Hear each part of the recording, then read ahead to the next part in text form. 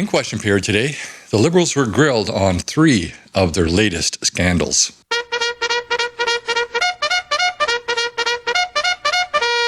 Hey everybody, welcome to my channel. I hope you're having a great day. Well, I normally only focus on one topic per video. However, there's so much going on in Parliament that I felt I needed to focus on a few. It's all corruption and cover-ups, but they are different topics. I'm going to roll several clips here.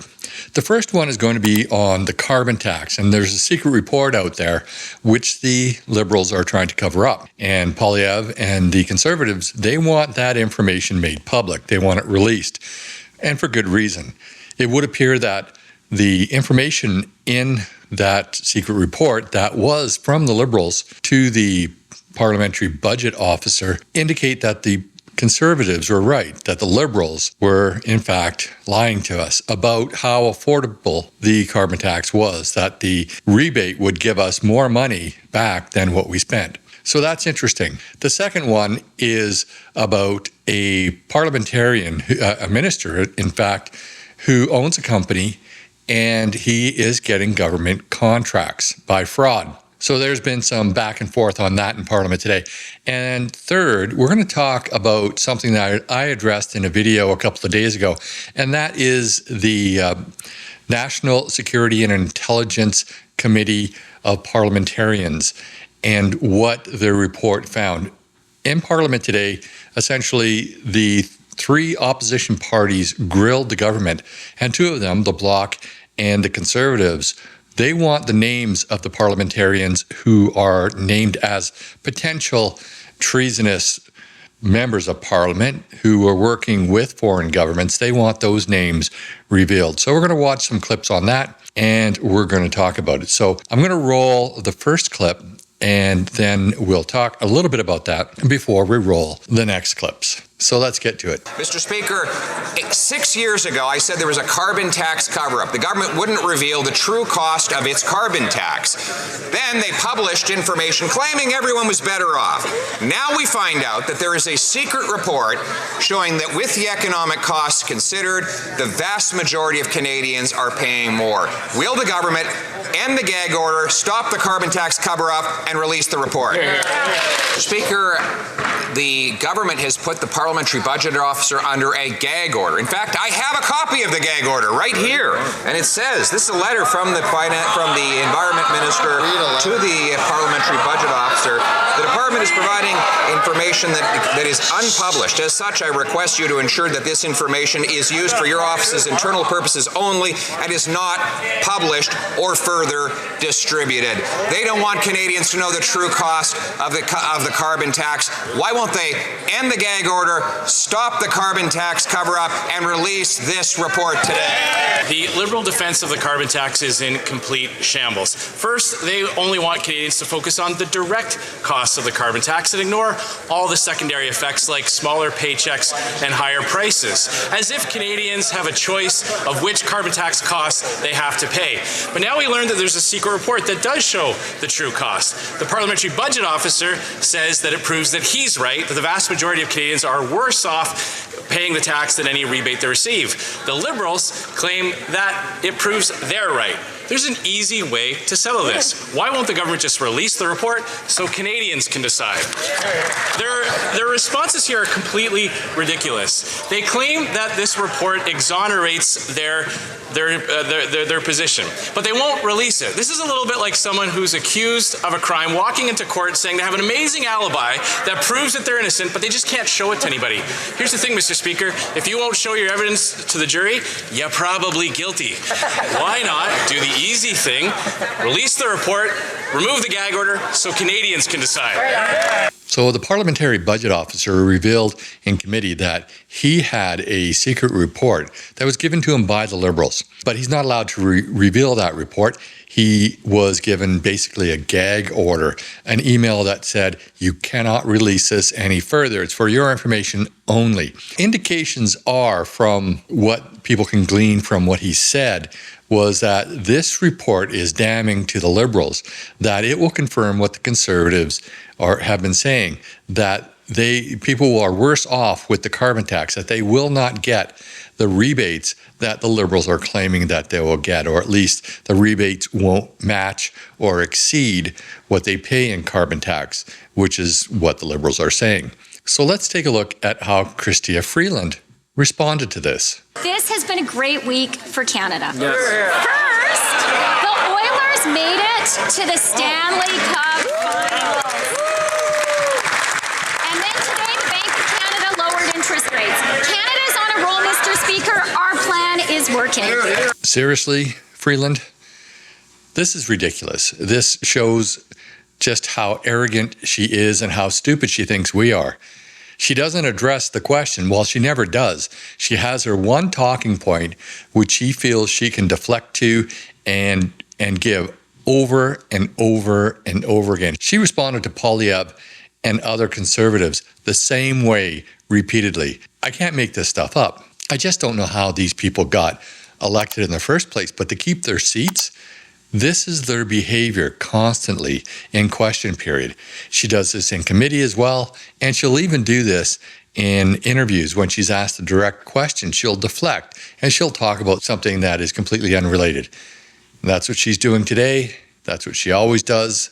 It's really despicable, in my opinion. So let's take a look now at a couple of clips from Michael Barrett.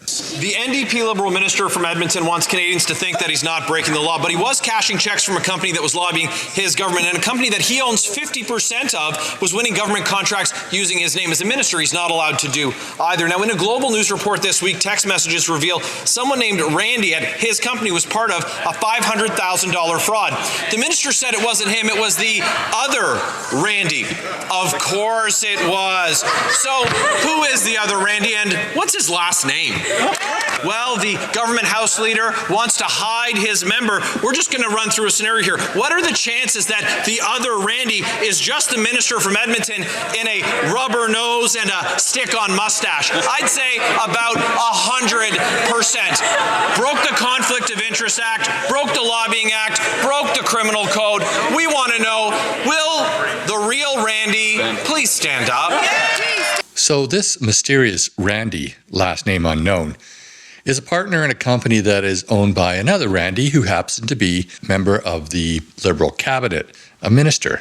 And this Randy, last name unknown, secured several government contracts, received a lot of money from the government. Now this company is apparently quite small, but for some reason, nobody at the company knows the last name of this Randy, which is really suspicious. The government response to this is almost not worth playing. The government House leader replied that the member in question, or the cabinet member in question, the Liberal member of Parliament, answered those questions, all the questions he needed to answer in committee, and they're just simply not going to answer the questions in question period, which I think is an abuse of their parliamentary privilege. But again, that's my opinion. Mr. Speaker, of course, Canada has among the toughest, most stringent ethics and conflict of interest provisions in the world for public office holders.